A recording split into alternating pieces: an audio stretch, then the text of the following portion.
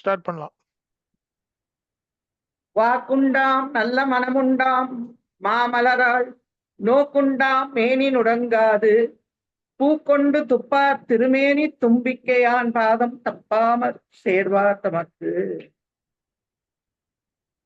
நம்ம அம்பாளுடைய மகிமைய பார்த்துட்டு இருக்கோம்.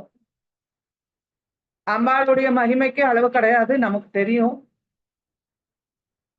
மாதஸ்தே மகிமாவத்தும் சிவனோபின சக்கியதே பக்தியாகும் ஸ்ரோத்துமிஷ்யாமி பிரசீத மம சர்வதா. துர்வாசு சக்தி மகிம்னா ஸ்தோத்திரத்துல அவர் சொல்றாரு என்னன்னாக்க, அம்மா உன்னுடைய மகிமைக்கு முடிவு கிடையாது, அதை சொல்றதுக்கு யாராலையும் முடியாது. உன்னுடைய பிரியமான சிவனால கூட சொல்ல முடியாது. அத பக்தியினால மட்டுமே சொல்றதுக்கு நான் ஆரம்பிச்சிருக்கேன். அதுக்கு எனக்கு நீ உன்னுடைய ஆசிகளை உன்னுடைய கடாட்சத்தை எனக்கு கொடுமா அப்படின்னு சொல்லி கேட்கிற மாதிரி இருக்கு இந்த ஸ்லோகம். அம்பாளுடைய அவளுடைய மகிமை எல்லா புராணங்கள்லயும் இருக்கு. பாகவதத்துல இருக்கு,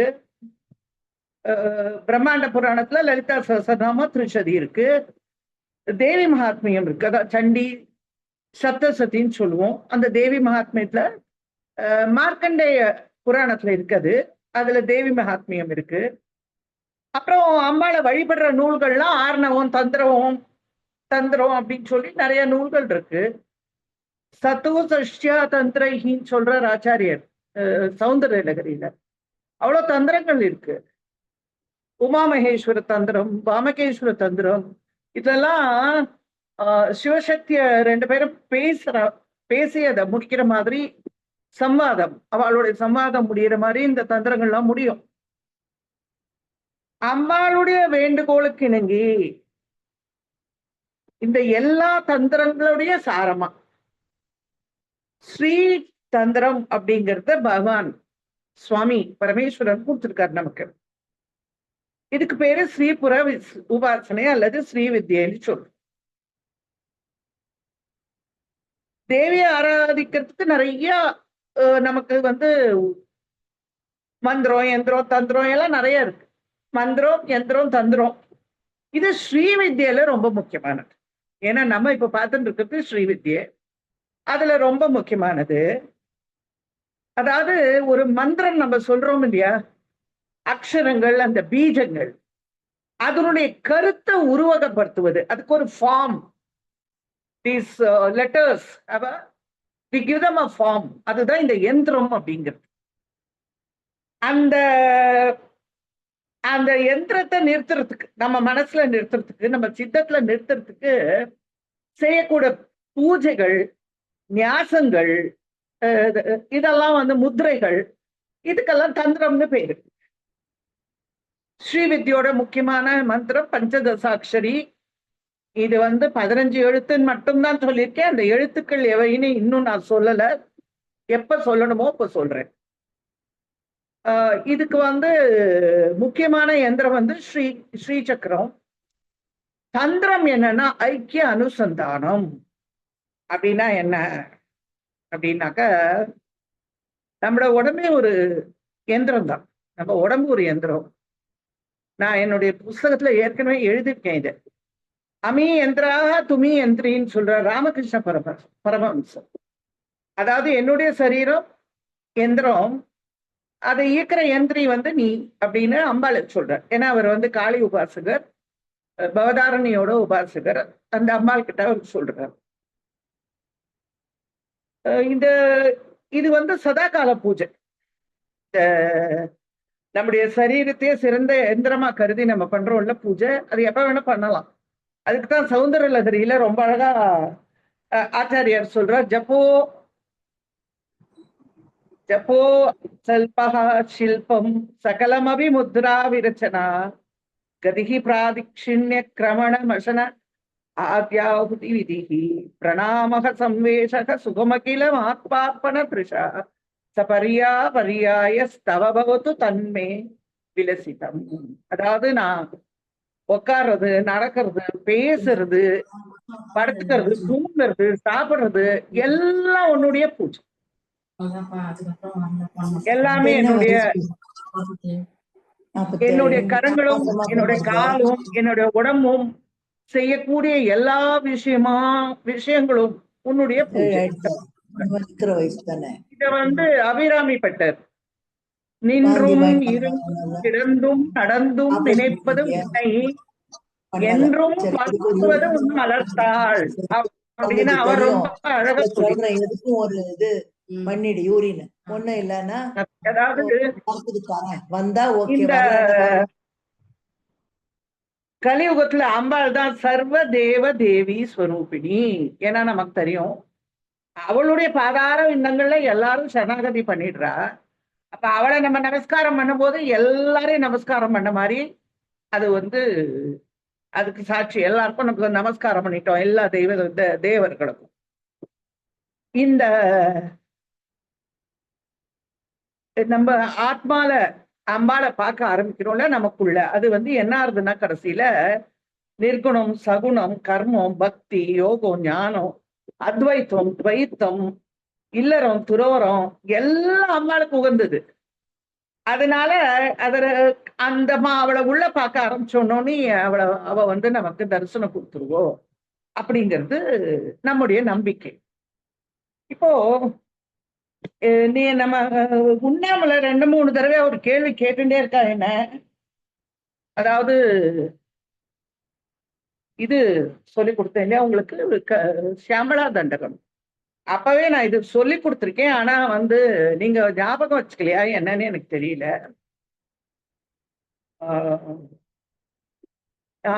இந்த நாமங்களுக்கு என்ன அர்த்தம் அப்படின்னு கேட்டுட்டு இருக்காவோ, நான் அவ இல்ல இருக்காளா இல்லையான்னு எனக்கு தெரியல.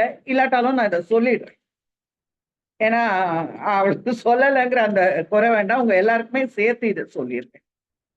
அம்பாள் வந்து கிளீம்காரி, கேவலா, கைவல்ல பததாயினி, இந்த 3க்கும் என்ன அர்த்தம்னு கேட்டிருக்காவோ.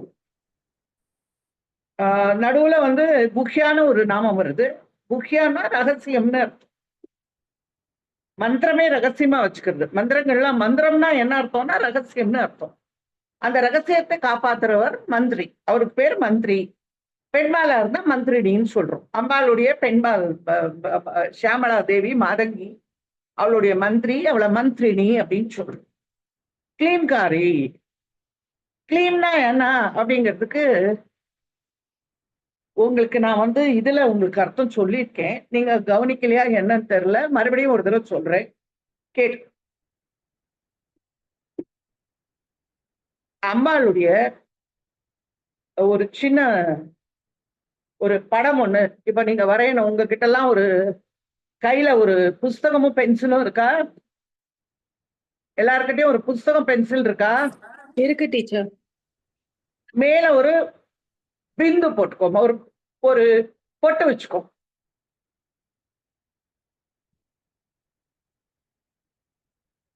அது கீழே ஒரு சின்ன அந்த அந்த பொட்டுக்கு கீழே நடுவுல ஒரு சின்ன கோடு, வெர்டிக்கல் லைன். வெர்டிக்கல் லைன் ஒன்னா நம்ம சின்னதா எழுதினோம்னா எப்படி எழுதுவோம் அந்த மாதிரி எழுதிக்கோங்க, ஒரு வெர்டிக்கல் லைன்.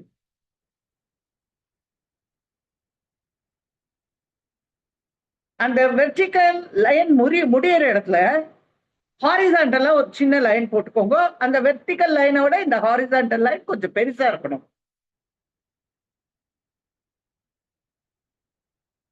போட்டுண்டேலா?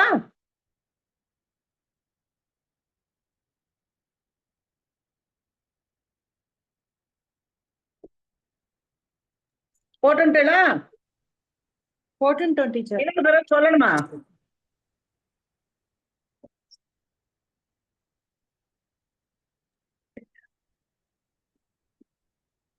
கேக்குறதாமா? கேக்குறது டீச்சர். போட்டு இருக்கோம்.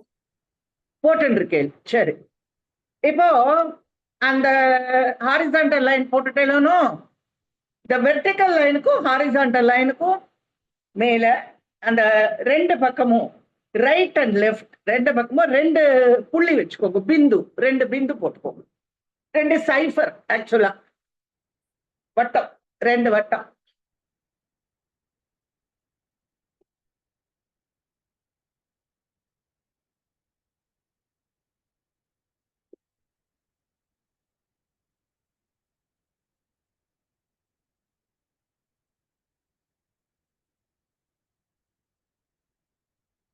இப்ப அந்த வெர்டிக்கல் லைன் இருக்கு இல்லையா, அதுவும் ஹாரிசான்டல் லைனும் மீட் பண்ற இடத்த பார்த்துட்டாரு. அந்த வெர்டிக்கல் லைனை அப்படியே கொஞ்சம் இன்னும் கொஞ்சம் கீழே கொண்டு வாங்க. இன்னொரு ஒன் ஒன் போட்டா எப்படி போடுவோம்? நம்பர் 1 ரோமன்ல இது நம்ம நம்பர் போடுறோம்ல, அது போடும்போது 1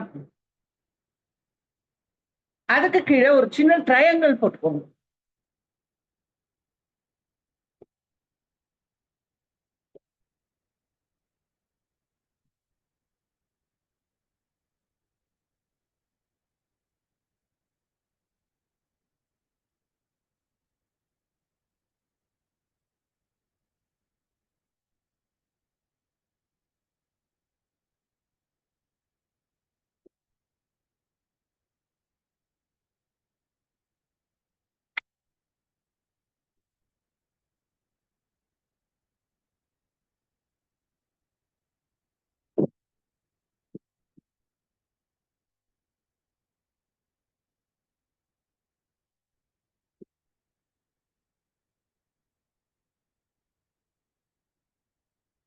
இப்போ ஒரு உங்களுக்கு ஒரு ஃபார்ம் தெரியறதா? அதுல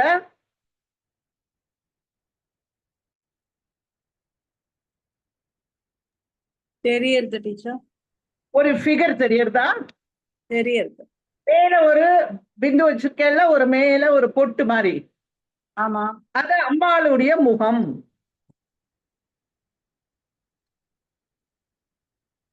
அது அப்படியே கொஞ்சம் கீழே கொண்டு வந்து 2 பக்கம் 2 பொட்டு வச்சிருக்கேன் இல்லையா, ஆமா.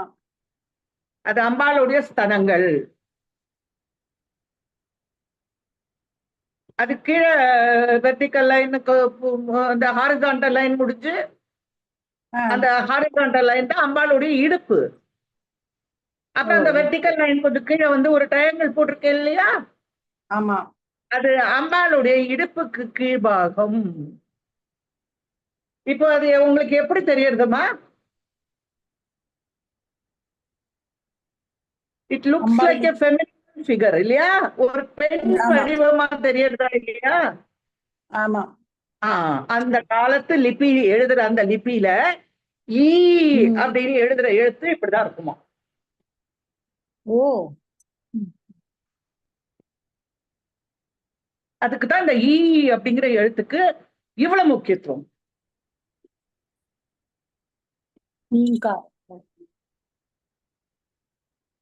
ஈங்கிற எழுத்துக்கு இவ்வளவு முக்கியத்துவம் கொடுத்ததுக்கு காரணம் அந்த அந்த அப்படியே அம்மாளோட உருவத்தை காட்டுறது. கிளீங்காரி, க ல ஈ மேல பிந்து புள்ளி, இம் கிளீம். சம்ஸ்கிருதத்துல எழுதி பாருங்க, உங்களுக்கு எல்லாம் சம்ஸ்கிருதம் தெரியுமே. இக் லா போட்டு ஈ போட்டு, அதாவது அந்த பக்கம் அடுத்த பக்கம் கொண்டு வந்து மேல புள்ளி, கிளீம்.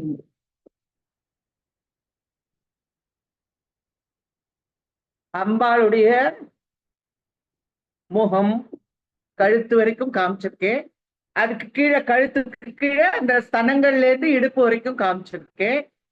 அதுக்கு கீழே இடுப்புக்கு கீழான பாகத்தை காமிச்சிருக்கேன். 3 பாகம் காமிச்சிருக்கேன் இல்லையா, தெரியறதா? இந்த 3 பாகத்துக்கும் ஒவ்வொரு கூட்டம் அப்படின்னு சொல்லுவோம். இதுவும் நான் உங்களுக்கு சொல்லியிருக்கேன், பரவாயில்ல இன்னொரு தடவை சொல்றதுனால ஒன்னும் தப்பு இல்லை சொல்றேன். அம்பாளுடைய சிரஸ்ல இருந்து கழுத்து வரைக்கும் இருக்கிறது அம்பாளுடைய வாக்பவ கூட்டம்.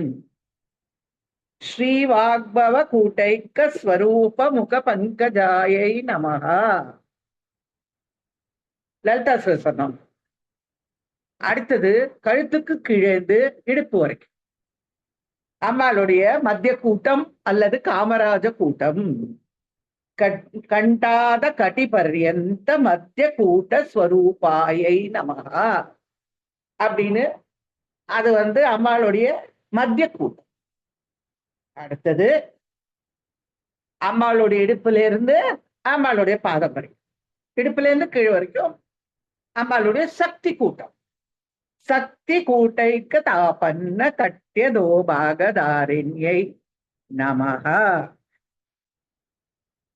இப்போ 3 கூடங்கள் அவளுக்கு இருக்குது. ஏன்னா நமக்கு தெரியும் அம்பாள், நம்ம வந்து இந்த நம்ம ஸ்ரீவித்யில படிக்கிற அம்பாள் லலிதா திரிபுர சுந்தரி. அவள் திரிபுரங்களுக்கும் அவதான் நாயகி. அவளை பொறுத்த மட்டும் எல்லாம் 3 கூடங்கள் 3 பாருங்க.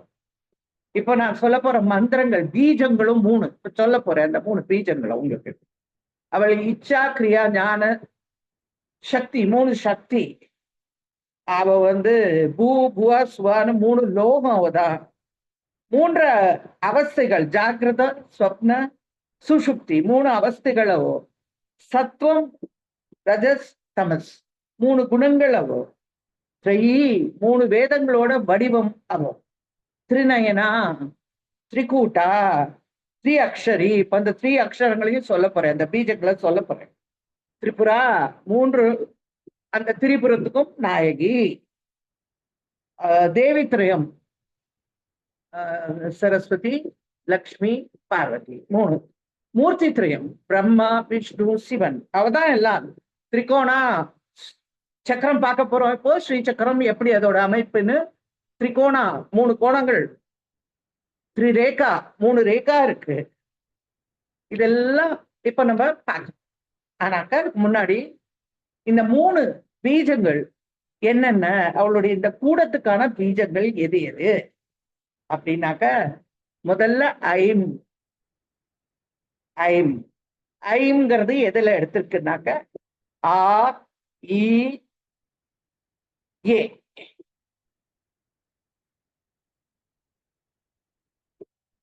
அக்னி மீலே ரிக்வேதம் அதனுடைய முதல் எழுத்து அ.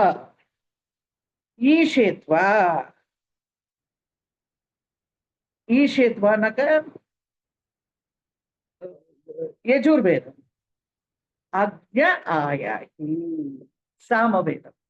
இந்த 3 வேதத்தினுடைய முதல் எழுத்துக்கள் ஆ பிளஸ் இ ஏ பிளஸ் ஆ இஸ் ஈக்வல் டு ஐ. மேல புள்ளி. சம்ஸ்கிருதத்துல நம்ம என்ன செய்வோம், மேல ஒரு பிந்து வச்சுக்குவோம், ஐ. இந்த ஐங்கிற இந்த பீஜம் அம்பாளுடைய வாக்பவ கூட்டத்தினுடைய பீஜம். இப்ப பார்த்தோம் இல்லையா, ஒரு சின்ன படம், நம்மளே ஒரு ஃபார்ம் கொடுத்தோமே அம்பாளுக்கு. we gave her a form. அந்த ஃபார்ம்ல பார்த்தீங்கன்னா அந்த சிரஸ்ல இருந்து அம்பாளுடைய முகத்துல இருந்து கழுத்து வரைக்கும் இந்த வாக்பவ கூட்டம். அடுத்தது மத்திய கூட்டம் ஐம். அடுத்தது கிளீம் க ல இ இம். அதனாலதான் இந்த கிளீம் அப்படிங்கிறதுக்கு ரொம்ப விசேஷம். ஏன்னா அது அந்த ஈங்கிற எழுத்து அம்பாளுடைய உருவத்தை அப்படியே பிரதிபலிக்கிறது. அது காமராஜ பீஜம் அந்த கிளீம் அப்படிங்கிறது. அம்பாளுடைய ரொம்ப ஒரு சிறந்த மந்திர சொல்லது. அதை வந்து அம்பாளுடைய இச்சா சக்தி அப்படின்னு சொல்றோம். அந்த பீஜாட்சரம் அம்பாளுடைய இச்சா சக்தியை குறிக்கிறது அப்படின்னு சொல்றோம். கேவலான அடுத்து ஒரு வார்த்தை இருக்கு. தானே தானாயாகி நிற்பவள் அப்படின்னு சொல்ற திருமூலர் திருமந்திரத்துல. தானே தலைவி என நின்ற தற்பரை அப்படின்னு சொல்ற. தற்பரைன்னா திருப்புரை அப்படின்னு திருமூலர் சொல்ற. இந்த கிளீம் அப்படிங்கிற அந்த மந்திரம் எவ்வளவு விசேஷம் இருக்குன்னா, அம்பாளுக்கு மட்டும்தான் அதுக்கு சொந்தம். அவளுக்கு தனித்து இருப்பவள் அம்பாள். அவளுக்கு வந்து அத்வைத்த நிலையில இருக்கிறாள். அவ இருக்கா, ஏகமா இருக்கா, முழுஷா இருக்கா, முடிவாய் முடிந்த பொருள் அவ அம்பாள். அதனால இந்த கேவலா தனித்திருப்பவள். அவளுக்கு ஒண்ணுமே கிடையாது, நிர்குண பரபிரம்மம் இல்லையா. நம்ம ஒரு உருவம் கொடுத்து அவளுக்கு வந்து உபாசிக்கிறதுக்கு சுலபமாக்கிக்கிறோம், அவ்வளவுதான். இந்த கிளீம் இப்போ முதல்ல பார்த்துட்டோம். இந்த கிளீம்ங்கிறதுக்கு என்ன அர்த்தம் அப்படின்னு பார்த்தா, க ல இ மேல பிந்து. இந்த கிளீம் அதாவது 4 விதமான விஷயங்களை நமக்கு கொடுக்கிறது. நம்ம தமிழ்ல சொன்னா அறம் பொருள், இன்பம், வீடு, அந்த நாமம். இதை நம்ம திருவள்ளுவரே எழுதியிருக்கார். அறத்துப்பால், பொருட்பால், காமத்துப்பால்னு அவரே திருவள்ளுவர் 3 பாலம் எழுதியிருக்கார். இதுதான் அது அவர் எழுதியிருக்கிறது. இந்த அறம், பொருள், இன்பம், வீடு, தர்ம, அர்த்த, காம, மோக்ஷம் அப்படின்னு நம்ம சம்ஸ்கிருதத்துல இதை சொல்லும். இந்த மோட்சத்தை தரக்கூடிய இந்த கீம் அப்படிங்கிற காமகலா மந்திர வடிவினள் அம்பாள் அப்படிங்கிறதா இதுக்கு அர்த்தம். கைவல்யம், மோக்ஷம். கைவல்யத்தை நமக்கு தருபவள், மோட்சத்தை நமக்கு ஆசீர்வதிப்பவள், வீடு பேரு கிடைக்க பெறுபவள். சோ இந்த 3 கைவல்யம், மோட்சம், நம்ம தமிழ்ல வீடுன்னு சொல்றோம். கேவலம் அப்படின்னு சொன்னாக்க ரொம்ப வசதியான விஷயம்னு அர்த்தம். ஆத்மானுபவம் தான் கேவலம்னு. ரொம்ப வசதியான விஷயம் இல்லையா ஆத்மானுபவம். நம்ம கேவலம்னா சாதாரண என்ன நினைச்சுக்கிறோம்னாக்க ரொம்ப கேவலமானது விஷயம் அப்படின்னு இல்ல. கேவலம் அப்படின்னு சொன்னா ரொம்ப உயர்ந்த விஷயம். நமக்கு உள்ளொளியால ஏற்படக்கூடிய அந்த ஞானம், அதுக்குதான் கேவலம்னு பேரு. கைவல்ய பததாயினி, அந்த நிலையை நமக்கு கொடுப்பவள், அந்த இடத்த பதத்தை நமக்கு கொடுப்பவள். முக்தி, கைவல்யம்னா முக்தி. அது வேற விஷயங்கள்லாம் நம்ம பார்க்க போனோம்னாக்க மோட்சத்துக்கு நிறைய விஷயங்கள் இருக்கு. அதெல்லாம் பார்த்தோம்னா போயிட்டு திரும்பி வர வேண்டி இருக்கும், மறுபடியும் ஒரு பிறவை எடுக்க வேண்டி இருக்குமோ என்னமோ. ஆனா இந்த கைவல்யம், இந்த மோட்சம், இந்த 5வது நிலை, அதை நம்ம அடைஞ்சப்புறம் இந்த உலகத்துக்கு நம்ம திரும்புறது இல்லை, எதுவுமே இல்லை. அது தானே தானையா நிக்கிறது. ஏன்னா அம்பாள் தானே தனியா நிக்கிறவ தானே. அதனால அவகிட்ட போயிட்டாக்க ஸ்வஸ்வரூபம்னு இதுக்கு பேர். அதுல என்ன ஒருத்தர் திரும்ப முடியாது, அதுல என்ன ஒருத்தர் முன்னாடி போக முடியாது, பின்னாடி போக முடியாது, ஒன்றும் பண்ண முடியாது. இந்த இடத்துக்கு போயிட்டானாக்க அவன் முக்தி அடைஞ்சுட்டான், அவ்வளவுதான். அதுக்கப்புறம் ஒண்ணுமே இல்லை, எல்லாம் முடிஞ்சு போச்சு, அவ்வளவுதான். அதுக்குதான் அவளுக்கு கைவல்ய பததாயினி அப்படின்னு பேரு.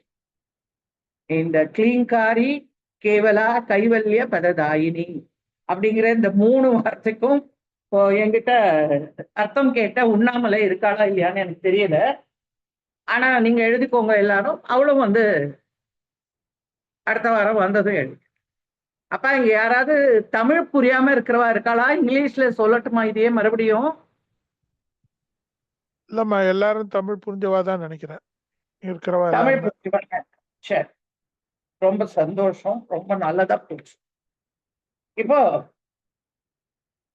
அம்பாள் அம்பாளை பத்தி மறுபடியும் சொல்றேன். நான் உங்களுக்கு அவளுடைய வரலாறு சொல்றேன். அம்பாள் லலிதா திரிபுர சுந்தரி. துணையும் தொழும் தெய்வமும் பெற்ற தாயும் சுருதிகளின் பனையும் கொழுந்தும் பதிகொண்ட வேரும் கரப்பு சிலையும் பாசாங்குசம் கரும்பு சென்றிருக்கா. திரிபுர சுந்தரி ஆவது அறிந்தனவேன் கடைசியில அவ யாருன்னா திரிபுர சுந்தரி. குன்றேஷு பாசாங்குச புஷ்பபான ஹஸ்தே அப்படின்னு சொல்றார் நம்மளுடைய காளிதாசர். ஞாபகம் இருக்கும்னு நினைக்கிறேன். கிட்ட 4 விஷயம் இருக்கு. ராகஸ்வரூபாஷாட்யாய நமஹ, குரோதாகார அங்குச உஜ்வலாயை நமஹ, மனயரூபேஷு கோதண்டாயை நமஹ, பஞ்சதன்மாத்திரகாயை நமஹ. அந்த 4 கரத்துல வச்சுட்டு இருக்கா. அவள் தான் நம்ம இப்போ பார்க்க போகிற அந்த லலிதா திரிபுர சுந்தரி. ஏகைஹம் ஜகத்யத்ர த்விதீயாகா மம அபரா. நான் ஒத்திதான் ஜெகத்துல, எனக்கு 2வது யாரும் கிடையாது. அத்வயன்னு சொல்றாரு காளிதாசர். அதை உங்களுக்கு நான் நிறைய தடவை அதை உங்களுக்கு அதோடைய அர்த்தத்தை நான் சொல்லி கொடுத்துருக்கேன். 2வது கிடையாது. இது தேவி மகாத்மியத்துல சொல்றா அம்பாள் அந்த அசுரன்ட்ட சொல்றா. ஏகையாகம் ஜெகத்யத்ர த்விதீயாகா மம அபரா. என்ன தவிர 2வது யாரு? ஒண்ணும் கிடையாது, நான் ஒத்திதான். சக்தி என்றொரு பெண் பிள்ளை, அவள் முக்திக்கு நாயகிங்கிறார். இவளே கடவுள் யாவர்க்கும் மேலான இறைவின்னு சொல்றார் நம்மளுடைய அபிராமி பட்டர். அப்பேற்பட்ட அந்த திரிபுர சுந்தரி, அவளை பற்றிய விஷயங்கள் மறுபடியும் ஒரு தடவை இந்த அன்னையோட வரலாறு நான் உங்களுக்கு சொல்றேன். ஏன்னா நான் லேட்டா வந்தேன், முன்னாடி வந்தேன், அது வேண்டாம், மறுபடியும் சொல்லிடுறேன். இந்த பிரம்மாண்ட புராணத்துல உபசம்ஹார கண்டத்துல கடைசியில லலிதோபாகியானம் இருக்கு. அதுல லலிதா தேவியோட சரித்திரம் இருக்கு. ரொம்ப சுருக்கமா சொல்லிடுறேன். அதாவது அம்பாள் சதி தேவியா பிறந்த போது தக்ஷனுக்கு பிரியமில்லாம, தகப்பனார் பிரியமில்லாத சிவபெருமான அவ மணந்துக்கிறார். சிவபெருமான அதனால அந்த மாமனாராகிய தக்ஷன் வந்து மதிக்கல. அவர் யாகம் நடத்தும் போது அவரை கூப்பிடல, அவிர்வாகம் கொடுக்கறதுக்கு அவரை கூப்பிடல. அவருடைய பெண்ணான தாக்ஷாயணி, எங்க அப்பா தானே யாகம் நடத்துற, நானாவது போயிட்டு வரேன்ட்டு வரா. அங்க வந்து அவளுடைய கணவரை அவமதிக்கிறதுனால அவன் என்ன பண்றான்னா அந்த யாக அக்னியில தேக பரித்தியாகம் பண்ணிடு. அதனால சிவபெருமான் உட்கார்ந்துடுறார், அவர் தபஸ்ல உட்கார்ந்துடுறார். அவ்வளவுதான். இவ ஹிமவானுக்கு இப்ப பொண்ணா பிறந்துட்டான். பர்வதராஜனுடைய மகளா பார்வதி தேவியா வந்து பிறந்தாச்சு.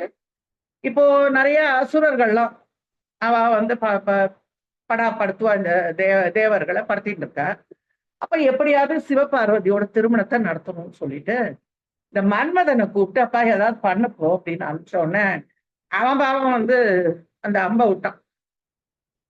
அவங்ககிட்ட இருக்கிற அந்த கரும்புலையும் அந்த பனிமலர் பூங்கனையும் எடுத்துன்னு வந்த மேல விட்டான். விட்டாக்க அவர் ஒரே நிமிஷம் நெத்திக்கனால அவனை அப்படியே சாம்பலாக்கி. அஸ்ஸாம்ல காமாக்கியா கோயில் பக்கத்துல பஸ்மாச்சல்னு ஒரு மலை இருக்கு, ஒரு ஹில் இஸ் கால்ட் அஸ் பஸ்மாச்சல். யோசிச்சு பார்த்தேன், யார் பஸ்மம் பண்ணியிருப்பா. நான் அப்புறம் தான் தெரிஞ்சுனேன், சரி நம்ம சிவபெருமான் இந்த மன்மதனை பஸ்மம் பண்ணிட்டார் போல் இருக்கீங்க அப்படின்னு. அப்போ அந்த சாம்பலை வந்து என்ன பண்றாங்கன்னாக்க, ஒரு அந்த கணங்கள் இருக்கால அங்க இதுல கைலாயத்துல ஒரு கணன், அவன் பேரு சித்திரகர்மான, ஒரு மனுஷ வடிவமாக்கிட்டான். அதுக்கு உயிர் வந்துடுத்து. சுவாமி அதை பார்த்த உடனே அதுக்கு உயிர் வந்துடும். ஸோ நல்ல அழகு, மன்மதனோட அழகு, ஏன்னா அவனோட சாம்பல் தானே, அசுர பலம். இதோட அவன் உண்டாயிட்டான். அவன் வந்து நல்ல பகவானை வந்து நன்னா வணங்கி தபஸ் பண்றான். பண்ணிட்டு என்ன வேண்டிக்கிறான்னு சொன்னாக்கா 60,000 வருஷத்துக்கு, ஏன்னா ஒருத்தரும் ஒன்றும் பண்ண முடியாது. அவளுக்கு தேவர்களுக்கு வருஷம்னா நீங்க கணக்கு போட்டு பார்த்துக்கோங்க, நம்மள மாதிரி கிடையாது. 1 வருஷம் 2 வருஷம் இல்லை, அது ரொம்ப நீளமா போயிட்டே இருக்கும். 60,000 வருஷம்னாக்க அவனுக்கு பிரம்மா என்ன பண்றாருன்னா, சிவபெருமான் வரம் கொடுத்துறார். பண்டாசுரன் அப்படின்னு பேர் வச்சுடுறான். பண்டன்னா என்ன அர்த்தம்னா தன் நிலை மறந்த ஜீவன். அவன் 60,000 வருஷம் முடிஞ்சுட்டு சுக்கராச்சாரியார் தான் இது அசுரர்களுக்கு குலகுரு.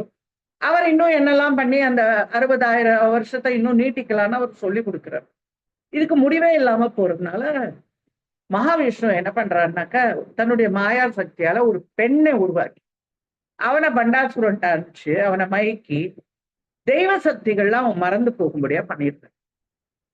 அப்போ இந்த நேரத்துல அவனை வதம் பண்ண முடியுங்கிற நேரத்துல தேவர்கள் என்ன பண்றானாக்க, அம்பாளை குறிச்சு தபஸ் பண்றான். ஏன்னா மும்மூர்த்திகளால அவனை ஒண்ணும் பண்ண முடியாது, ஒரு பெண்ணாலதான் அவனுக்கு வந்து சமான். அதனால அவ என்ன பண்றான்னாக்க, அம்பாளை எப்படியாவது வரவழைக்கணும்னு தங்களோட சரீரத்தை வெட்டி வெட்டி அந்த யாகாக்னியில ஆகுதியா கொடுக்குறான். அது வந்து ஒரு விதமான சுயநலமற்ற ஒரு வேள்வி. அதனால அம்பாள் வந்து அதுல இருந்து ஆவிர் பெறுச்சு. லலிதா மகா திரிபுர சுந்தரியா உங்களுக்கு தெரியும். அவ எவ்வளவு அழகா இருந்தா, அவ தலையில இருந்து கால் வரைக்கும் அதுல வர்ணனை எல்லாம் இருக்கு. இது ரகசிய சகசரநாமம், அதனால அதை பத்தி நான் இப்ப சொல்லல. அவரை வந்து வந்துவிட்டு காமேஸ்வரரை கல்யாணம் பண்ணிட்டு அவ வந்து அந்த பண்டாசுரனை தன்னுடைய மந்திரினி, தண்டினி, ஜுவாலாமாலினி, பாலா, அஸ்வாரூடா, சம்பத்கரி, உங்களுக்கு தெரியும். அஸ்வாரூடா வந்து அவளுடைய குதிரை தலைவி, குதிரை சேனையோட தலைவி. சம்பத்கரி வந்து அவளுடைய யானையோட சேனைகளோட தலைவி. மந்திரினி வந்து ஷியாமலா தேவி. தண்டினி வந்து வாராகி. இவ ஜுவாலாமாலினி, அவ வந்து உதவி செய்யறா இந்த யுத்தத்துல. எல்லாரோடையும் சேர்ந்துட்டு இந்த பண்டனை வந்து சம்மாரம் பண்ணிட்டு அவனுடைய தலைநகரம் சோனிதம்னு பேர். சோனிதம்னா சூன்யம்னு அர்த்தம்.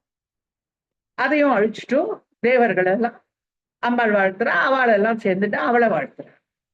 ஓ, அம்பாளுடைய தன்னுடைய நகரத்துக்கு ஸ்ரீபுரத்துக்கு அவ வந்து மறுபடியும் அம்பாள் அங்க போறான். அந்த ஸ்ரீபுரம், ஸ்ரீ வித்யை, ஸ்ரீ சக்கரம்னு எல்லாத்துக்குமே ஸ்ரீ அப்படின்னு ஒரு அடைமொழி கொடுத்துதான் அம்பாளுடைய விஷயங்கள்லாம் நம்ம சொல்றோம். ஏன்னா இதெல்லாம் தனித்தன்மை வாய்ந்தது. அந்த நகரம், இந்த நகரம், அந்த பட்டி, நம்ம ஆண்டிப்பட்டி, உசிலம்பட்டி, வாடிப்பட்டின்னு எல்லாம் வச்சிருக்கோம்ல, அப்படி இல்லாம இது தனித்துவ பெற்றது. அதனால சம்திங் டிஃப்ரெண்ட். அதனால அம்பாளுடைய நகரத்துக்கு ஸ்ரீபுரம்னு பேரு, அல்லது ஸ்ரீநகரம்னு பேரு. அம்பாளுடைய வித்யைக்கு ஸ்ரீ வித்யன்னு பேரு. அம்பாளுடைய யந்திரத்துக்கு ஸ்ரீ சக்கரம்னு பேரு.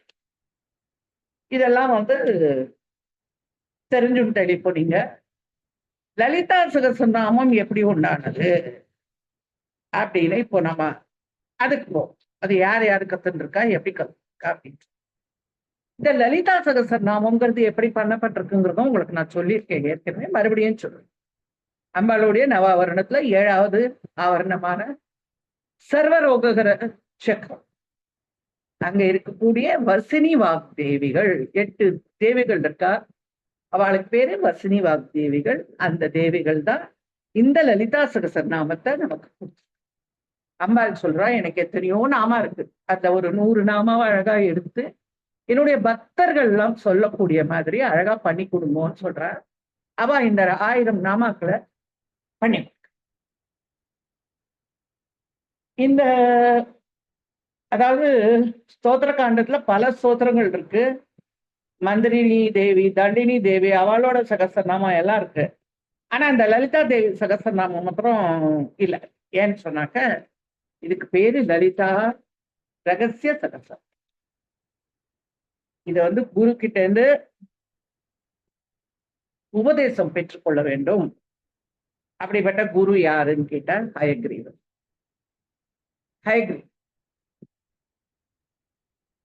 ஹயக்ரீவர் யாரு இதுவும் உங்களுக்கு தெரியும், மறுபடியும் சொல். இந்த நம்மளுடைய பிரம்மா வந்து அஸ்வமேத யாகம் பண்ணும்போது இந்த அசுரர்கள் மறுபடியும் அவருக்கு தொல்லை கொடுப்பா இல்லையா, யாகம் பண்ணும்போது கொடுக்கும்போது, நான் முதல்ல சொன்னேனே, பகவான் விஷ்ணு கூப்பிட்டா வந்து விடுவார், வந்து நமக்கு உதவி செய்வார். அது அவர் கூப்பிட்ட உடனே வந்துட்டார். பகவான் விஷ்ணு வாங்க, திருமாலுக்கு அடிமை செய்ய அவனை மறவேன்னு சொல்றார் அவ்வியார். மகத்யாபதி சவர்த்தவ்யோ பகவான் ஹரி, கஷ்டம் வரும்போது ஹரிய கூப்பிட்டு வந்துடுவார் அப்படின்னு சொல்லியிருக்கு. அது வந்துட்டார். இப்ப அந்த அசுரர்களோட போர் புரிகிறார் வருஷக்கணக்கு, யுகக்கணக்கு. அப்புறம் எல்லாரையும் சம்மாரம் பண்ணியாச்சு, யாகமும் முடிஞ்சு போச்சு. அவர் கொஞ்சம் சோர்ந்து போயிருக்கார். அதனால அப்படியே அந்த வில்லு அதனுடைய நட்டு வச்சுட்டு அதுல சாஞ்சு தூங்கி போயிட்டார். இப்ப அவரை எழுப்பறதுக்கு என்ன பண்ணுது, தேவர்கள்லாம் என்ன பண்றா, மறுபடியும் அம்மாள் கிட்ட போய் என்ன பண்றதுன்னு கேட்டோடனே அவரை எழுப்பணும் அப்படின்ட்டு என்ன பண்றா, அந்த கரையானை வச்சு இந்த வில்லுடைய அந்த நான் இருக்குல்ல, அதை அறுத்து விட்டாக்க வில்லு அவர் வந்து அவர் மேல இடிக்கும். வில்லு அந்த இடிக்கிற இதுல அவர் எழுந்துருவார். அப்படின்னு பார்த்தாக்க அந்த நான் என்ன பண்றதுன்னா எழுந்து அவருடைய தலையை அப்படியே போய்து, தலை வந்து தனியா பகவான் மகாவிஷ்ணுவோட தலை. அப்ப எல்லாரும் மறுபடியும் அம்பாள் கிட்ட ஓடி போனோடனே அம்பாள் சொல்றா, இந்த யாகத்துல நீங்க அவசா கொடுத்த குதிரையினுடைய தலையை எடுத்து பகவானுக்கு பொறுத்து வைங்கோ அப்படின்னு சொல்லி அவர் ஹயக்ரீவர் அப்படின்னு பேர் சொல்லி அம்பாள் வந்து இந்த லலிதா சகஸ்ரநாமத்தையும் மற்ற விஷயங்களையும் அவருக்கு உபதேசம் பண்றேன். நான் மறுபடியும் உங்களுக்கு சொல்லியிருக்கேன், லலிதா திரிபுர சுந்தரி மாதிரி ஒரு குரு கிடையவே கிடையாது. ரொம்ப உயர்ந்த குரு யாருன்னா லலிதா திரிபுர சுந்தரி. அவளை மாதிரி குரு கிடையாது. அவகிட்ட இருந்து அவரை உபதேசம் பெற்றுட்டோம். அவரை யாருக்காவது உபதேசம் பண்ணணும் இல்லை. குருன்னா சும்மா எல்லாத்தையும் ஞானத்தெல்லாம் அவரே வச்சுக்க முடியாது. அவர் வந்து யாருக்காவது கொடுக்கணும். இப்ப அவர் யாருக்கு கொடுக்கறது? ஞானானந்தமயம் தேவம் நிர்மல ஸ்படிகாகிருதியும் ஆதாரம் சர்வ வித்யானாம் ஹயக்ரீவம் உபாசனையே. அவருடைய வித்தியை அவர் யாருக்காவது கொடுக்கணுமே, அதுக்கான ஒரு நல்ல சீடரை தேடிட்டு இருக்க கற்றுட்டார். யாருன்னா கும்ப சம்பவகா, கும்பத்திலேன்னு உண்டான அந்த அகஸ்திய ரிஷி. அவருக்கு என்ன அப்படின்னு சொன்னாக்க, அவருடைய மனைவி அம்பாளுடைய உபாசனை. இவருக்கு முன்னாடியே அவ அம்பாளை உபாசனை பண்ணிட்டு இருக்கா. நிறைய சித்திகள்லாம் அவளுக்கு கை வந்தது. இப்ப அவ சொல்றா, நான் அம்பாளை உபாசனை பண்றேன், நீங்களும் பண்ணுங்க. ஹயக்ரீவர்கிட்ட போய் நீங்க அம்பாள் உபாசனை எப்படிங்கிறத நீங்க தெரிஞ்சுக்கோங்க. இப்ப இவர் ஹயக்ரீவர்கிட்ட போய் கேட்ட உடனே ரொம்ப கெஞ்சி கேட்டு எல்லாம் பண்ணி லலிதா ரகசிய சகசரநாமத்தை தெரிஞ்சுன்றார். லலிதா சகசரநாமத்தை தெரிஞ்சின உடனே என்னென்ன பண்ணணும் அப்படிங்கிறதையும் ஹயக்ரீவர் சொல்லி, என்னென்ன நீ செய்யணும் அப்படின்னு. அம்பாளுக்கு ஞாசகாண்டம் ஷோடநியாசம் எல்லாம் எப்படிங்கிறது ஞாசகாண்டத்துல இருக்கு. பூஜா கண்டத்துல அந்தர்யாக முறை பகிர்யாக முறை அதெல்லாம் சொல்லி இருக்கு. புறச்சரண கண்டத்துல ஜபம் செய்யறது, ஹோம கண்டத்துல ஹோம முறை, அப்புறம் ரகசிய கண்டத்துல தேவி, ஸ்ரீ சக்கரம், ஸ்ரீ வித்யை, இந்த குரு சிஷ்யன் இந்த 5 பேருக்கும் இருக்கிற அந்த ஒற்றுமை இதெல்லாம் சொல்லியிருக்கு. ஸ்தோத்திர கண்டத்துல பல ஸ்தோத்திரங்கள் பல ஸ்தோத்திரங்கள் இருக்கு. அதுல இந்த லலிதா சகசரநாமத்தை எப்படி சொல்லணும் அப்படின்னு சொன்னோம். ஒரு விஷயம் ஞாசங்கள் சொல்லி கொடுக்குற, அதாவது நம்ம எந்த தேவதையை வழிபடுறோமோ அந்த தேவதைக்கு உண்டான ஞாசங்கள். அதாவது என்னென்ன ஞாசம்னாக்க, கணேச ஞாசம், கிரக ஞாசம், அதாவது 9 கிரகங்கள் இருக்கு இல்லையா, அது நட்சத்திர ஞாசம் 27 நட்சத்திரங்கள், ராசி ஞாசம், பீட நாசம், அதாவது ஒட்டியான பீடத்துல இருந்து ஜாலந்தர பீடத்துல இருந்து அந்த பீடங்கள்லாம், அப்புறம் ஷோட ஞாசம், இந்த ஞாசம் எல்லாம் பண்ணணும் அப்படிங்கிறத சொல்லி கொடுக்குறார். அப்புறம் அந்தர்யாகம், பகிர்யாகம், மகாயாகம் அதை பத்தி சொல்லி கொடுக்குறார். அதாவது யாகம் பண்றது என்னதுன்னா என்னோடது எதுவும் கிடையாது. இதெல்லாம் நான் எந்த தேவதையை கும்பிடுறேனோ எந்த சுவாமியை கும்பிடுறேனோ அவளுக்கு தான் சொந்தம். அந்த பேர் சொல்றோம்ல, சூர்யாய தன்னமமா அப்படின்னு சொல்லி பண்றா இல்லையா, அந்த தேவதைக்கு அது போகும், நமக்கு ஒண்ணுமே கிடையாது அப்படின்னு அர்த்தம். இது குண்டலினிய சக்தியா தேவியை நமக்குள்ளேயே நம்ம சகசிரார்த்தம் கொண்டு போறோம் இல்லையா, அது அந்தர்யாகம். வெளியில ஸ்ரீ சக்கரம் வச்சு அதுக்கு மந்திரம் சொல்லி அதுக்கு தந்திரங்களை காட்டி எல்லாம் பண்ணி பூஜை பண்றோம் இல்லையா, அது பகிர்யாகம். இதெல்லாம் சொல்லி கொடுத்து அவருக்கு இந்த லலிதா ரகசிய சகசரநாமத்தை சொல்லு. யாரு? நம்மளுடைய ஹயக்ரீவ். இதெல்லாம் தெரிஞ்சின அப்புறமும் நம்முடைய அகஸ்தியருக்கு மனசுக்கு ஒரு நிம்மதி இல்லை. அப்பதான் நான் போன வாரம் சொன்னேன் இல்லையா உங்களுக்கு, அந்த மாதிரி அவர்கிட்ட கேட்கிறாரு, நான் எல்லாம் தெரிஞ்சுட்டேன் குருவே, ஆனா ஏதோ ஒண்ணு எனக்கு தெரியாம இருக்கிற மாதிரி தோன்றது, எனக்கு ஒரு ஃபுல்ஃபில்மெண்ட் இல்லை, எனக்கு ஒரு திருப்தி இல்லை, எனக்கு ஏதாவது சொல்லாம விட்டுருக்கேளா, எதையாவது நான் கத்துக்கிறதுக்கு லாய்க்கு இல்லாதவனா இருக்கேன், என்னன்னு சொல்லுங்க சுவாமி அப்படின்னு கேட்ட உடனே அவர் சொல்றாரு, நான் ஒன்னும் சொல்லி கொடுத்துட்டேன் இப்போ உனக்கு எல்லாத்தையும். ஏன்னா சில விஷயங்கள் ரகசியம் மந்திரம் அது சொல்லக்கூடாதுன்னு சொல்லி, அதனால யாரு லலிதா தேவியே சொல்லியிருக்கா, அவருடைய குரு லலிதா தேவி தானே, அவளே சொல்லியிருக்கா. சொல்லல, இவர் மறுபடியும் கேட்கிறார். அவர் கடைசியில என்ன பண்றாருன்னா தாங்க முடியாம அவருடைய பாதங்களை பிடிச்சு, நான் விட மாட்டேன், எனக்கு நீங்க என்ன சொல்லணுமோ சொல்லிடுங்கோ, ஏதோ ஒண்ணு நீங்க சொல்லாம வச்சுட்டு இருக்கேன், சொல்லிடுங்க எனக்கு அப்படின்னு. அந்த பாதங்களை அவர் 300 வருஷத்துக்கு பிடிச்சுக்கிறார். 300 வருஷம்னா தேவர்கள் கணக்குல பார்த்துக்கோங்க எவ்வளவு வருஷங்கள், அது எத்தனை யோகங்களோ வருஷ கணக்குல அது போயிட்டு இருக்கு. இந்த 300 வருஷங்களும் நம்ம காலை பிடிச்சுட்டு இருக்கானே, இவன் என்ன பண்றது அப்படின்னு சொல்லும்போது அவர் என்னதான் நம்ம செய்யறதுன்னு அவருக்கும் ஒன்றும் புரியல. ஏன்னா அவர்கிட்ட இருக்கிறது ரகசியம், மந்திரம். மந்திரம்னா ரகசியம்னே அதை சொல்லக்கூடாது. அதை இப்போ எப்படி இவனுக்கு சொல்றது, இவனை என்ன பண்றது, காலை புச்சுன்னு விட மாட்டேங்கிறானே, என்ன செய்யறதுன்னு அவர் யோசிக்கிறார். யோசிக்கும் பொழுது அவர் என்ன பண்றார், சுவாமி நான் காலை விட மாட்டேன், எனக்கு சொல்லி கொடுத்துதான் ஆணும் குரு. அம்பாளும் சுவாமியும், காமேஸ்வரனும் காமேஸ்வரரும் காமேஸ்வரியும் பிரத்யக்ஷமாக அம்பாள் சொல்றா, ஹயக்ரீவரே அவர் உன் காலை விட மாட்டேங்கிறார். இவருடைய மனைவி லோபாமுத்ரா என்னுடைய பரம பக்தன், பெரிய சாக்தோபாசகி. அதனால நீங்க சொல்ல வேண்டிய விஷயத்தை இவருக்கு சொல்லி கொடுக்கலாம், இவர் அதுக்கு தகுந்த சிஷ்யர் அப்படின்னு சொல்லிட்டு அம்பாள் சொல்றா, இந்த இப்போ நீங்க சொல்லிக் கொடுக்க போறீங்களே அது என்னால உண்டு.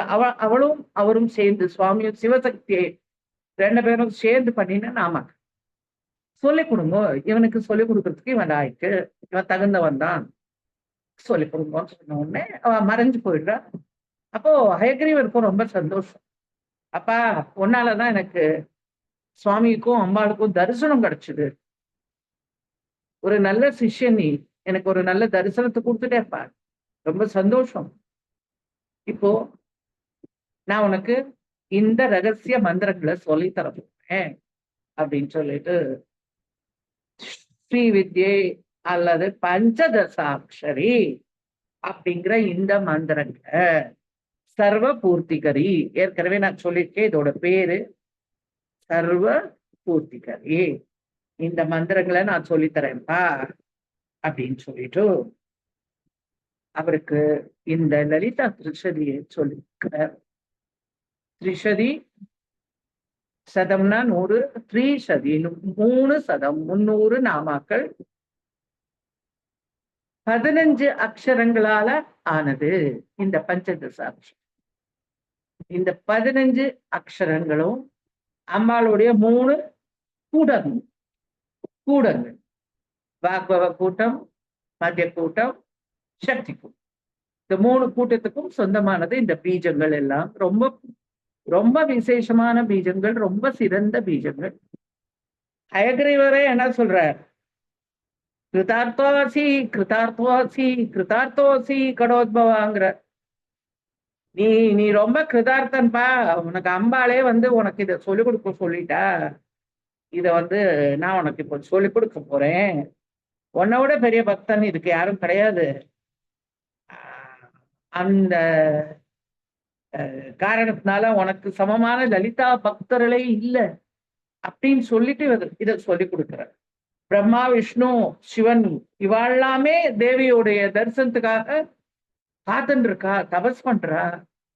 ஆனா நீ உன்னுடைய பக்தியால அம்பாளோட தரிசனம் உனக்கு மட்டும் கிடைக்கல, எனக்கும் கிடைச்சிருக்கு அப்படின்னு சொல்லிட்டு ரொம்ப சந்தோஷமா இந்த சர்வ பூர்த்திகர ஸ்தோத்திரத்தை உனக்கு நான் சொல்லித்தரேன்ப்பா அப்படின்னு சொல்லிட்டு அவர் இந்த முதல் பஞ்சதசாட்சரியில காலேந்து ஆரம்பிச்சு 20 நாமங்கள், ஒவ்வொரு பீஜத்துக்கும் ஒவ்வொரு அக்ஷரத்துக்கும் 300 நாமா கொண்டது. இது ரகசியத்துக்கு ரொம்ப அதிரகசியமானது. அதனால நீ ரொம்ப ஸ்ருதியோட இது கேட்டுக்கணும், ஆனா ரகசியம் இது அப்படின்னு சொல்லிக்கணும். இந்த ஸ்தோத்திரம் வெறும்னா சும்மா அப்படியே படிச்சுட்டு போறது இல்லை, இந்த நாமாக்கள் ஒவ்வொன்றும் மந்திர வடிவமானது. நம்மளுடைய லலிதா சகஸ்ரநாமத்துல இருக்கிற நாமாக்களே மந்திரங்கள் தான், எல்லாமே மந்திரம். அதே மாதிரி இந்த திரிஷதியில இருக்கிறதும் எல்லாம் மந்திரம்ப்பா அப்படின்னு சொல்லிட்டு என்ன சொல்றாருன்னா, உனக்கு இப்போ இதை சொல்லி கொடுக்குறேன், இது நீ ரொம்ப ஸ்ரத்தையோட கேட்டு தெரிஞ்சுக்கணும் அப்படின்னு சொல்ற. சூதர் என்ன சொல்றாருன்னா, இத்துக்வா தம் ஹயக்ரீவ ரோஷே நாம சதத்ரயம். அவர் சூதர் சூத பௌராணிகர் தானே இதெல்லாம் சொல்லிட்டு இருக்காரு. இந்த புராணங்கள்லாம் பிரம்மாண்ட புராணத்துல இருந்து தானே இதை எடுத்துப்போம். அந்த சிஷ்யர்களுக்கு, அந்த முனிவர்களுக்கு, நைமிச்சாரண்யத்துல இருக்கிறவளுக்கு சொல்லிட்டு இருக்காரு, சூதர் சொல்லிட்டு இருக்காரு இதெல்லாம். அப்ப அவர் சொல்ற, ஹயக்ரீவர் இந்த 300 நாமா கொண்ட ஸ்தோத்திரத்தை அவருக்கு உபதேசிக்கிறார் அப்படின்னு சொல்லி. இந்த ஸ்தோத்திரம் இந்த மகா மந்திரம் பகவான் யாருன்னா ஹயக்ரீவர். லலிதா திரிபுர சுந்தரி தான் இதுக்கு தேவதை. ஒவ்வொரு மந்திரத்துக்கும் ஒரு ரிஷி இருப்பார், ஒரு சந்தம் இருக்கும், ஒரு தேவரோ தேவியோ தேவனோ அதுக்கு தேவதையா இருப்பார்.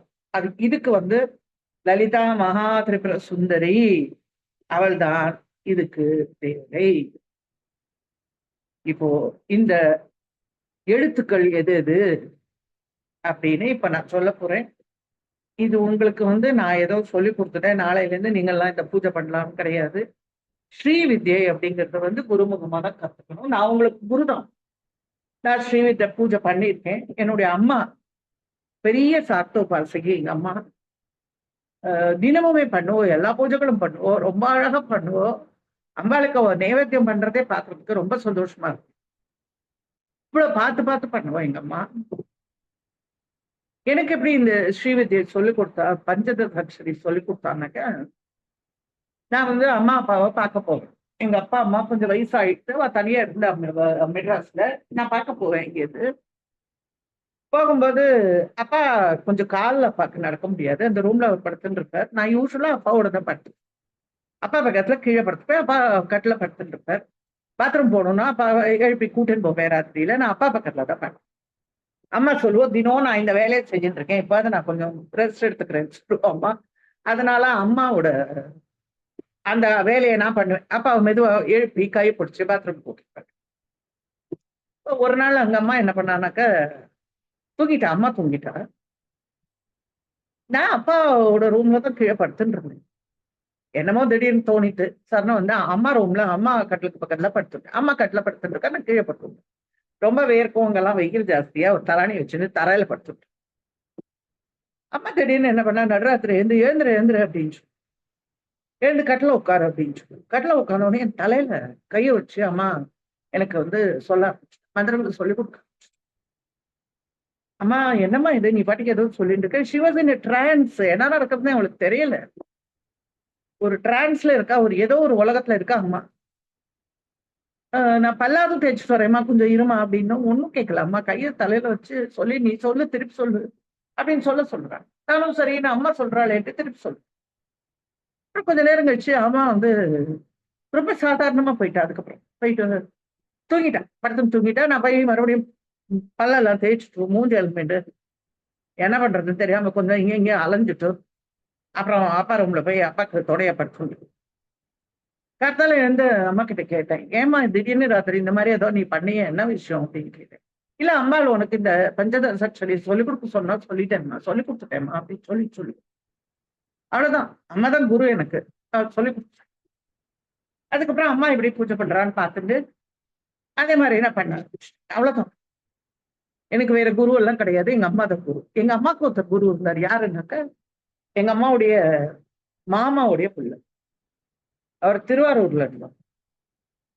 அவர் எங்க அம்மாக்கு இந்த மந்திரங்கள், அவரு சாத்தோபாஸ்கர், இந்த மந்திரம் இதெல்லாம் எடுத்து கொடுத்தார். அவர் தான் அம்மாக்கு குரு.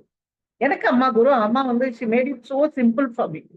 ஒரு ராத்திரி தூக்கத்துல எழுந்து எனக்கு இதை சொல்லி கொடுத்து நான் ரொம்ப ஆச்சரியப்பட்டேன். அம்மாட்ட கேட்டேன் 2-3 தடவை, என்னம்மா இது இப்படி திடீர்னு இந்த இவ்வளவு சுலபமா சொல்லி கொடுத்துட்டேன் அப்படின்னு. பஞ்சதசாட்சரி லலிதா திரிஷதி இல்லையம்மா, இது இவ்வளவு சுலபமா சொல்லி கொடுத்துட்டே.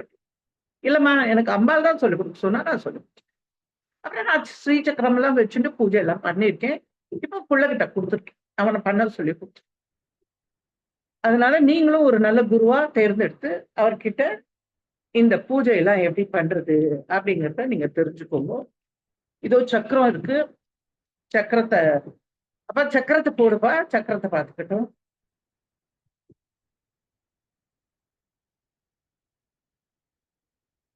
சக்கரம் இதோ இருக்கு, பார்த்துக்கோங்க. இது ஒரு அம்பாள், இது ஒரு கோயில் இருக்கிற அம்பாள் அவளுடைய படம் இந்த சக்கரத்துல ஸ்ரீ சக்கரம், அதாவது அம்பாளுடைய இயந்திரம். மந்திரத்துக்கு போறதுக்கு முன்னாடியே உங்களுக்கு இயந்திரத்தை சொல்லு. உங்களுக்கு இந்த அக்ஷரங்கள் பிந்துக்களை மட்டும் சொல்லிடுறேன். முதல்ல வாக்பவ கூட்டத்துல இருக்கிறது கா ஏ ல 5 எழுத்து. ஹாச கலஹரி க்ரீம். க்ரீம்ங்கிறது கடைசியில வரும். 3 கூட்டத்திலையும் வரும். இது வந்து காமராஜ் பீடம். சகல க்ரீம் இது வந்து சக்தி கூட்டம். இதுதான் இந்த பஞ்சதசாட்சரி மந்திரம் அப்படிங்கிறது. பீஜங்கள் இருக்கு. இந்த 5 அக்ஷரங்கள், 6 அக்ஷரங்கள், 4 அக்ஷரம். 5 6 11, 11 4 15. இந்த ஹ்ரீம் அப்படிங்கிற இந்த புவனேஸ்வரி பீஜம் இருக்கு இல்லையா, அது வந்து எல்லா கூடத்துக்கும் கடைசியா வரக்கும். சேர்த்து எழுதும்போது நடுவுல 2 ஹ்ரீம் வரும், கடைசியில ஒரு ஹ்ரீம் வரும். இது வந்து நம்மளுக்கு இந்த லலிதா சகசரநாமத்தை பண்ண வாக்தேவதைகள் பேருகளை நான் சொல்லிடுறேன் உங்களுக்கு. வசினி, காமேஸ்வரி, மோதினி, விமலா, அருணா, ஜெயினி, சர்வேஸ்வரி, கௌலினி. இவாதான் இந்த 8 வாக்தேவிகள் நமக்கு லலிதா ரகசிய சகசரநாமத்தை போத்து அழகா நமக்கு கொடுத்திருக்கிறவா. இவா 8 பேர். இப்போ இந்த ஸ்ரீ சக்கரத்துல என்னென்ன இருக்குங்கிறத உங்களுக்கு சொல்லணும்.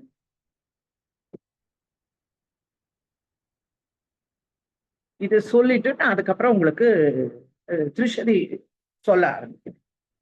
திரிஷதியுடைய தியான ஸ்லோகத்தை அதுக்கப்புறம் சொல்ல ஆரம்பிக்கிறேன். இது வந்து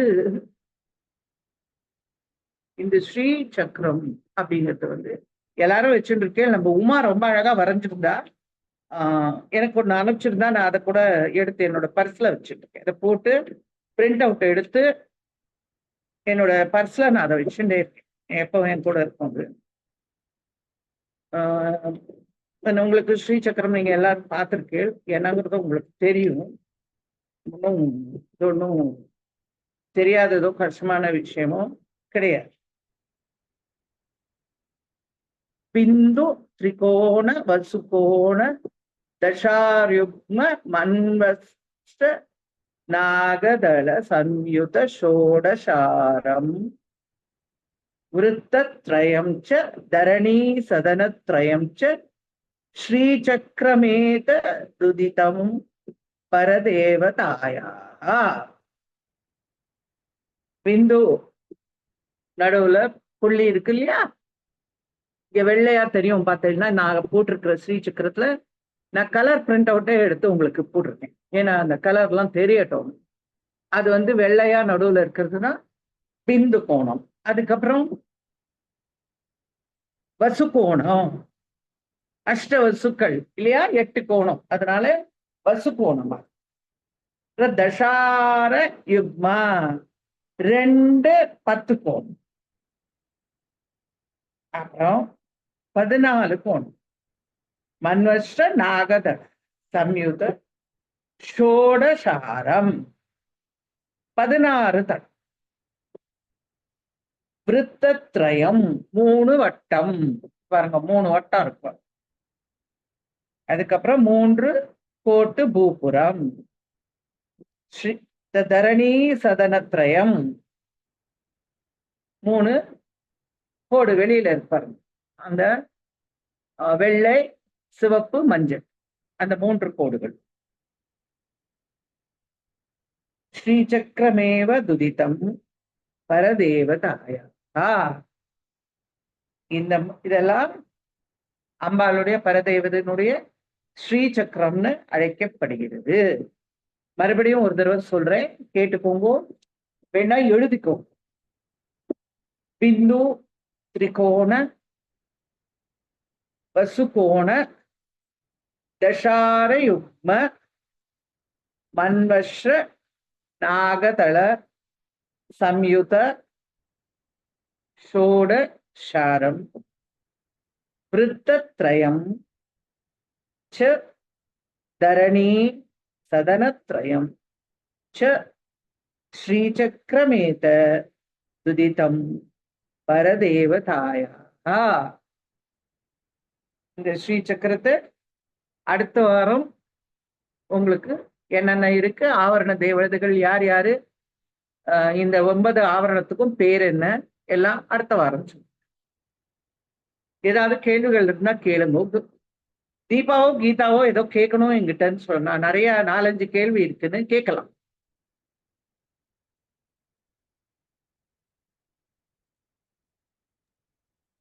தீபா தான் கேட்கணும்னு சொன்னா டீச்சர், ஆனா இன்னைக்கு அவளால ஜாயின் பண்ண முடியல. சரி, பரவாயில்ல பரவாயில்ல, நாளைக்கு அடுத்த வாரம் கேட்கட்டும். இப்போ நான் கொடுத்த உருவம் உனக்கு வந்து தெரிஞ்சுதாம்மா? அந்த ஈ அப்படிங்கிறதுக்கு ஒரு உருவம் கொடுத்தேன் இல்ல, ஆஹ் அது வந்து கொடுத்தா உனக்கு கரெக்டா வந்ததா? என்னை பொறுத்த வரைக்கும் அது சரியா இருக்கிற மாதிரி தான் தோன்றது டீச்சர். நான் அனுப்பி வைக்கிறேன் உங்களுக்கு. நான் அடுத்த வாரம் நான் போட்டு காட்டுறேன், சரி. காட்டுறேன். சரி. ஆனா உனக்கே போடும்போது உங்களுக்கு புரியுங்கிறதுக்காக போட சொன்னேன்.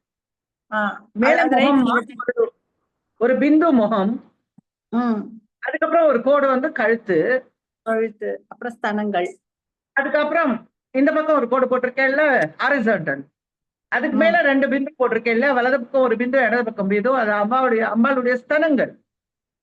அந்த கீழே வர கோடு அவளுடைய இடுப்பு, அதுக்கு கீழே வரக்கூடிய கோடு வந்து அவளுடைய இடுப்பு பாகம் கீழே வருது. அதுக்கப்புறம் ஒரு ட்ரையாங்கிள். அம்பாள் அவளுடைய ஃபார்ம், அந்த ஈ அப்படிங்கிற எழுத்துல அம்பாளுடைய அந்த உருவம் நமக்கு கிடைக்கிறதுமா. அந்த காலத்து லிபியில ஈ அப்படிங்கிற எழுத்து அப்படிதான் எழுதுவாங்க. அதனாலதான் கிளீம்காரி அப்படின்னு சொல்றோம். இந்த கிளீம்ங்கிற எழுத்துக்கு ஈங்கிற எழுத்துக்கு அவ்வளவு விசேஷம். ஏன்னா அது வந்து அம்பாளுடைய காமகலா அந்த பீஜம். காமகலா தேவி கோயில்னு ஒரு கோயில் இருக்கு. அந்த கோயில் எங்க இருக்குன்னு பார்த்து வச்சிருக்கேன். நான் போய் பார்த்துட்டு உங்களுக்கு படம் எடுத்து உங்களுக்கு காட்டுறேன். சோ இந்த நாமாக்களை, லலிதா சகஸ்ரநாம நாமாக்களை மறுபடியும் சொல்லி சொல்லி பார்த்துக்கோங்கம்மா. ஸ்ரீ சக்கரத்தை பத்தி அடுத்த வாரம் நான் இன்னும் விரிவா உங்களுக்கு சொல்லித்தரேன். சக்கரம் சொல்லித்தரணும் இல்லையா, சொல்லித்தரேன். அப்புறம் இது வந்து பகிர்முகம். அந்தர்முகம் தான் நம்மளுடைய உடம்புல இருக்கிற சக்கரங்கள், நம்முடைய ஆதார சக்கரங்கள் இருக்கு இல்லையா, அது அதை எப்படி ஏற்படும் அப்படிங்கிறது அடுத்தது சொல்லித்தரேன்.